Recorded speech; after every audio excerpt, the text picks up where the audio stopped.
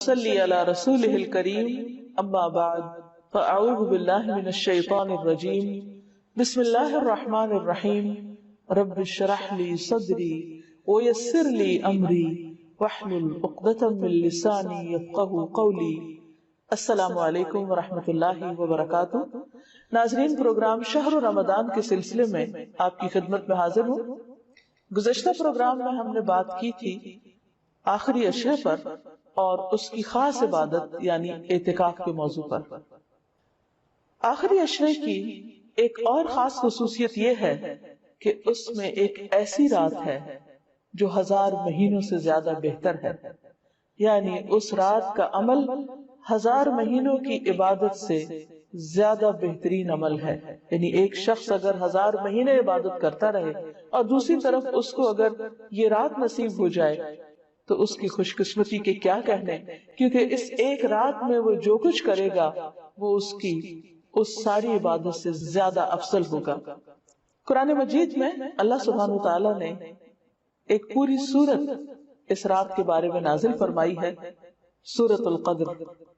اللہ تعالیٰ فرماتے ہیں انا انزلناہ فی لیلۃ القدر، بے شک ہم نے اس کو یعنی قرآن مجید کو لیلۃ القدر میں اتارا۔ وما ادراک ما لیلۃ القدر، اور تم کیا جانو کہ لیلۃ القدر ہے کیا؟ لیلۃ القدر خیر من الف شہر، لیلۃ القدر 1000 مہینوں سے زیادہ بہتر ہے۔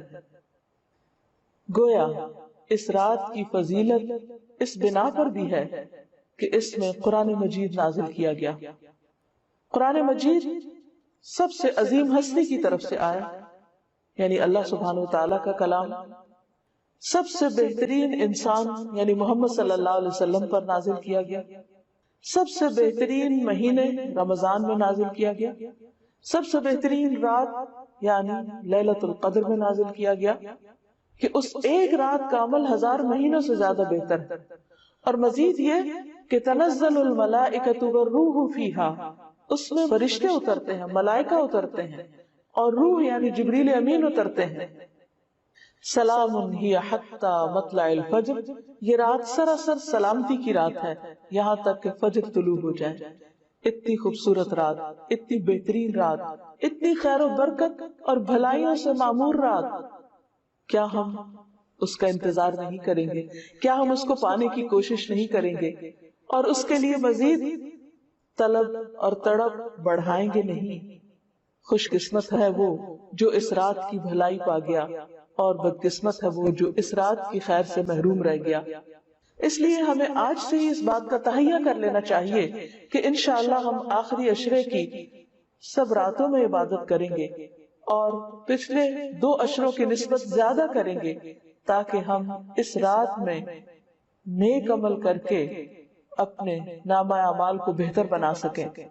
اس رات کی تلاش میں اگر پورا عشرہ بھی عبادت کرنا پڑے تو کوئی مشکل کام نہیں، کوئی گھاٹے کا سودا نہیں، بلکہ نفع ہی نفع ہے، کیونکہ یہ رات جو خیر و برکت کی رات ہے، جس کو مل گئی اس کی خوش قسمتی کا کیا ٹھکانہ۔ لیکن یہ خوش قسمتی اس کے لیے ہے جو اس کی طلب رکھے، اس کے لیے بھاگ دوڑ کرے، اس کے انتظار میں رہے، اس کا شوق رکھے۔ یہ رات جس میں فرشتے اترتے ہیں، اس کے بارے میں نبی صلی اللہ علیہ وسلم نے مزید وضاحت کی، فرمایا، حضرت ابو ہریرہ سے روایت ہے کہ ان الملائکۃ تلک اللیلۃ فی الارض اکثر من عدد الحصى، بلا شبہ اس رات کو زمین میں فرشتوں کی تعداد کنکریوں سے بھی زیادہ ہوتی ہے۔ اور پھر فرشتے جب اترتے ہیں تو ایک خاص قسم کا ماحول پیدا ہو جاتا ہے، ہر طرف نیکی کا دور دورہ ہوتا ہے، ایک خاص روح ہوتی ہے اس رات میں۔ اس لیے ہم سب کو اس سے بھرپور فائدہ اٹھانا ہے، کیونکہ ایک اچھا عمل 1000 ماہ کے عمل سے بہتر ہے۔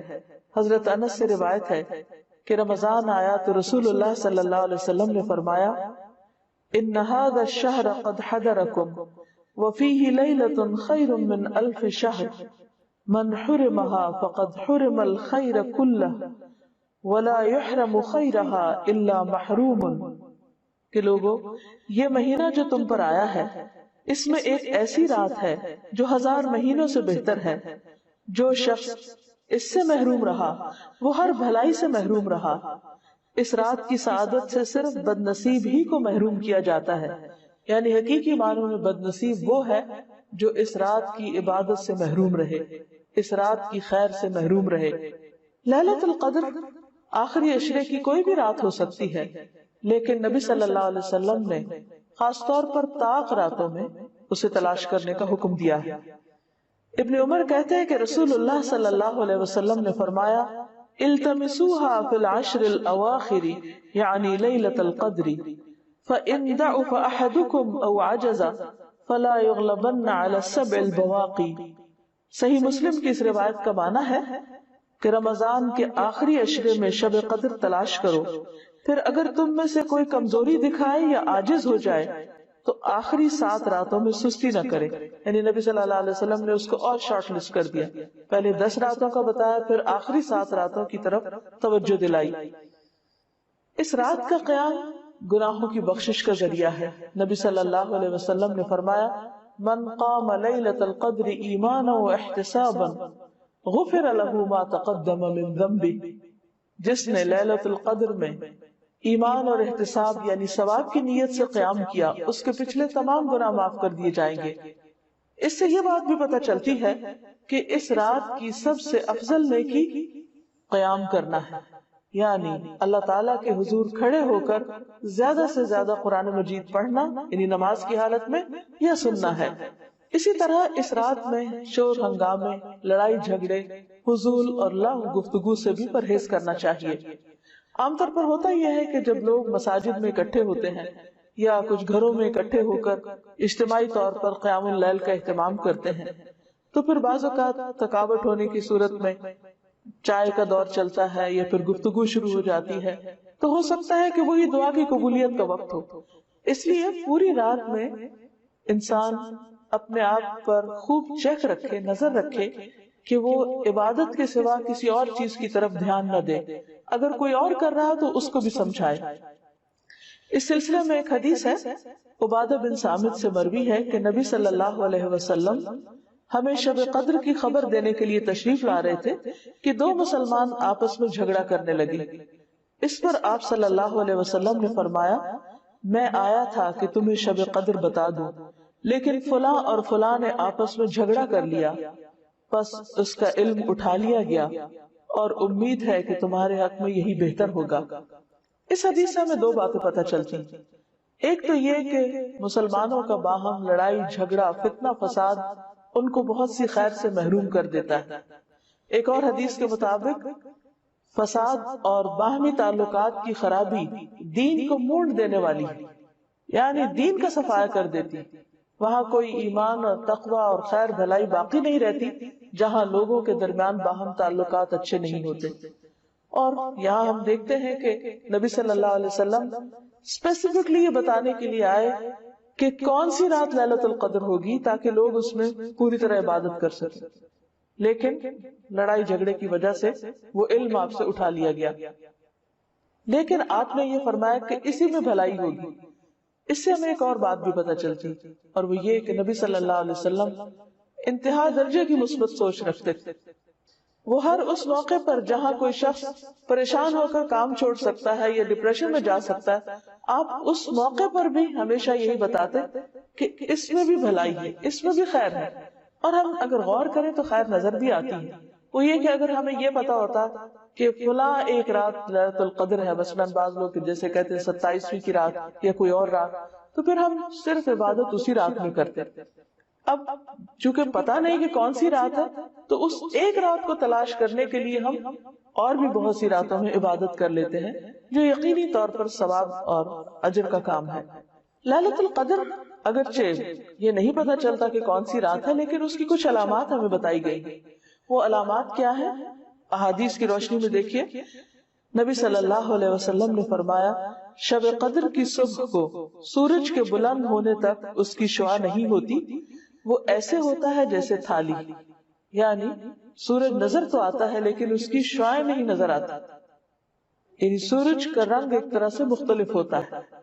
ایک اور روایت میں آتا ہے، حضرت ابو ہریرہ سے روایت ہے کہ ہم نے رسول اللہ صلی اللہ علیہ وسلم کے پاس شب قدر کا ذکر کیا تو آپ نے فرمایا تم میں سے کون اسے یاد رکھتا ہے؟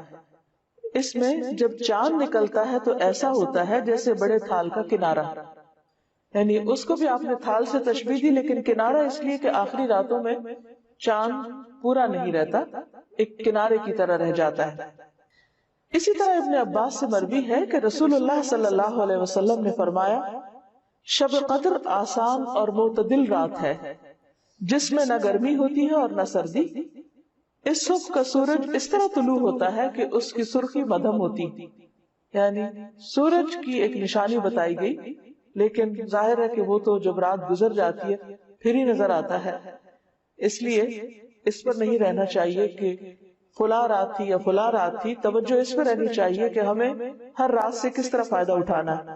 ایک اور روایت میں آتا ہے، حضرت زر سے روایت ہے، انہوں نے کہا کہ میں نے ابی بن کعب کو یہ فرماتے ہوئے سنا، ان سے کہا گیا کہ حضرت عبداللہ بن مسعود فرماتے ہیں کہ جو آدمی سارا سال قیام کرے وہ لیلۃ القدر کو پہنچ گیا۔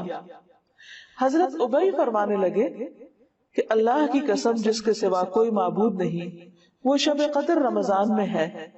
وہ یقین کے ساتھ قسم کھاتے ہیں، اللہ کی قسم بے شک میں جانتا ہوں وہ کون سی رات ہے۔ یہ وہی رات ہے جس میں اللہ کے رسول صلی اللہ علیہ وسلم نے ہمیں قیام کا حکم دیا۔ اس رات کی صبح 27 تاریخ تھی اور اس کی علامت یہ تھی کہ سورج طلوع ہوا تو اس کی سفیدی میں شعاع نہ تھی، اور یہ ہو سکتا ہے کہ اس سال 27ویں رات ہو، لیکن یہ ضروری نہیں کہ صرف 27ویں رات ہی شب قدر ہو۔ ام المومنین حضرت عائشہ کہتی ہیں کہ میں نے پوچھا اے اللہ کے رسول صلی اللہ علیہ وسلم، اگر میں شب قدر پالوں تو اس میں کیا کہوں، یعنی کون سی خاص دعا مانگوں؟ آپ نے فرمایا کہو اللہم انک عفو کریم تحب العفو فاعف عنی، اے اللہ تو معاف کرنے والا ہے، کرم فرمانے والا ہے، معاف کرنے کو پسند کرتا ہے، پس تو مجھے معاف کر دے۔ اس سے یہ پتہ چلتا ہے کہ اس رات بھی زیادہ سے زیادہ اللہ سبحانہ وتعالی سے بخشش کی دعا کرنی چاہیے، معافی اور درگزر کی دعا کرنی چاہیے۔